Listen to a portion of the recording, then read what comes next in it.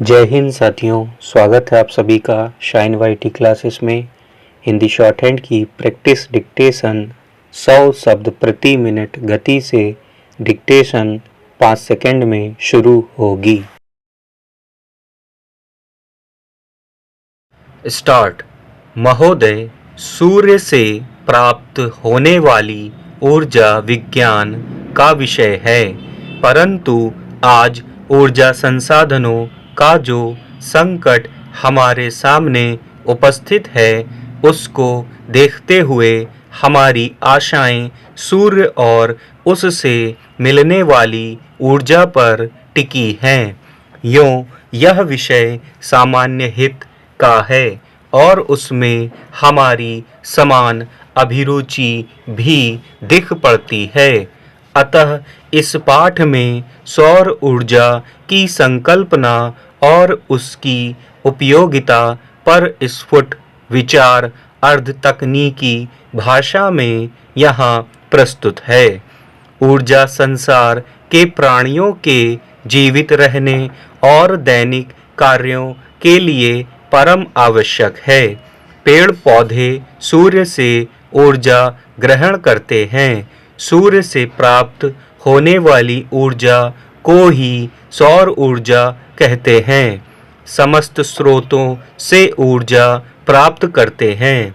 ऊर्जा के बिना ना तो जीवन संभव है और ना ही कोई कार्य हो सकता है।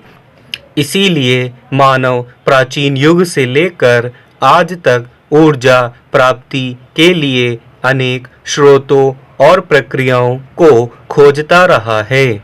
ऊर्जा जिन साधनों से प्राप्त होती रही है, उन्हें हम ऊर्जा प्राप्ति के पारंपरिक स्रोत कहते हैं। स्रोत हैं लकड़ी, कोयला, पेट्रोल, मिट्टी का तेल आदि। इनसे हम ऊर्जा प्राप्त करते हैं। वायु और जल को भी ऊर्जा के स्रोत के रूप में प्रयोग किया जाता रहा है।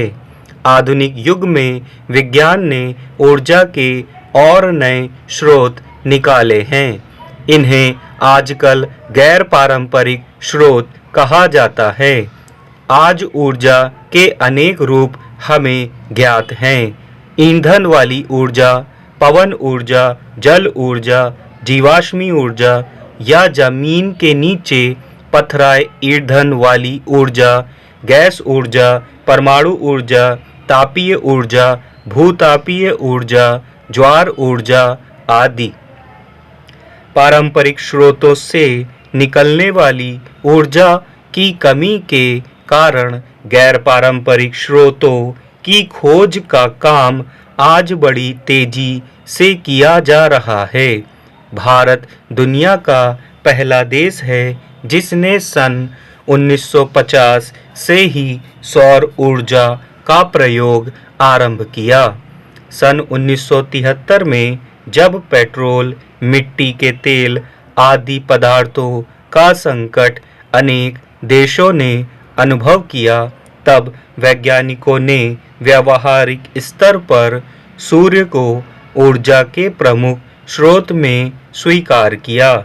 भारत सरकार के गैर पारंपरिक ऊर्जा स्रोत विभाग ने एक व्यापक कार्यक्रम बनाया है। वह राज्यों के ऊर्जा विभागों की सहायता से इन कार्यक्रमों और साधनों को अधिक से अधिक लोकप्रिय बनाने का प्रयास कर रहा है।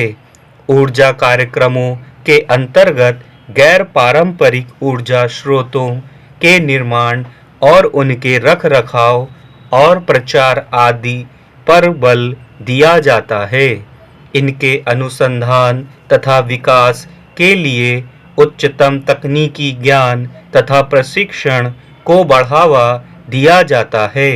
सौर ऊर्जा हमारे अनेक कार्यों में उपयोगी सिद्ध हो सकती है। सौर ऊर्जा से बिजली भी पैदा की जाती है, जिससे घरों में और सड़कों पर प्रकाश होता है।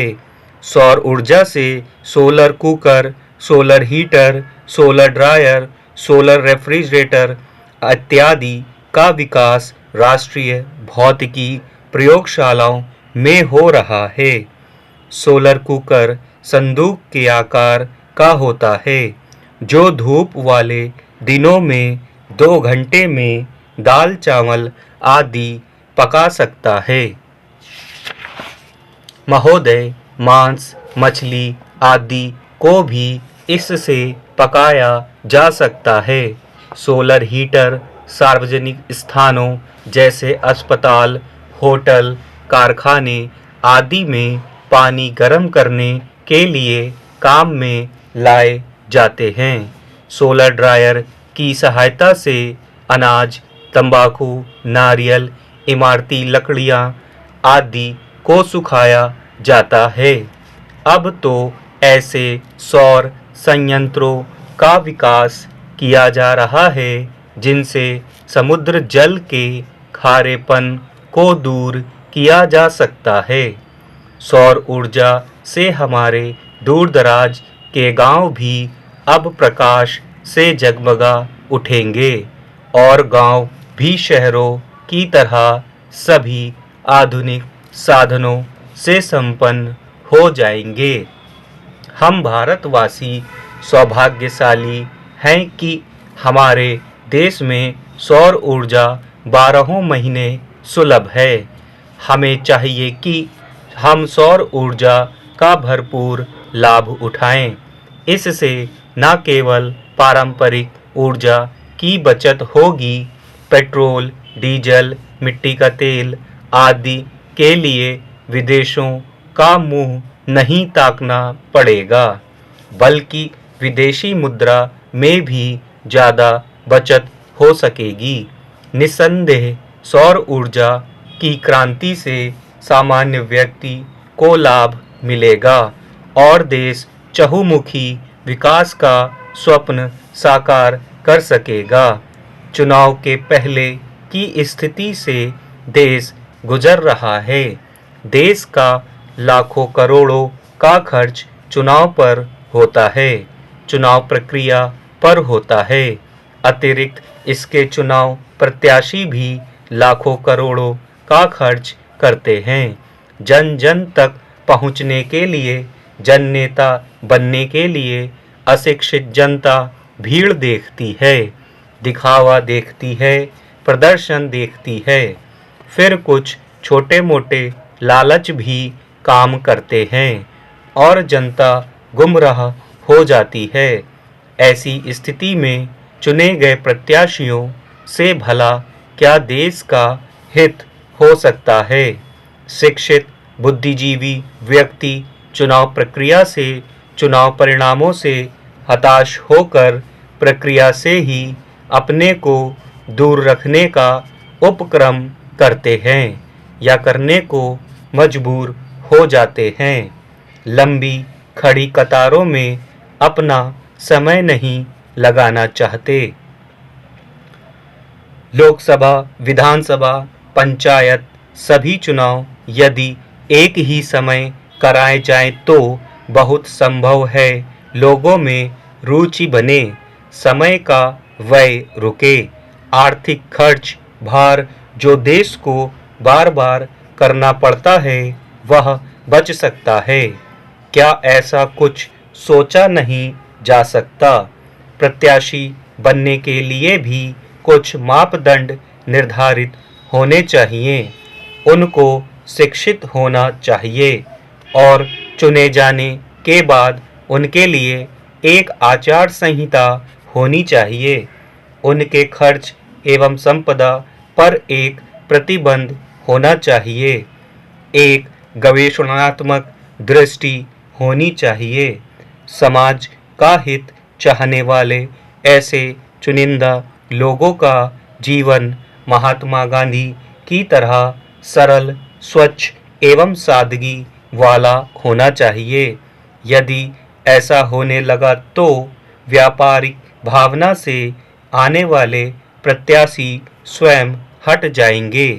अच्छे चुनिंदा व्यक्ति ही देश को सही दिशा दे सकते हैं, देश का हित कर सकते हैं।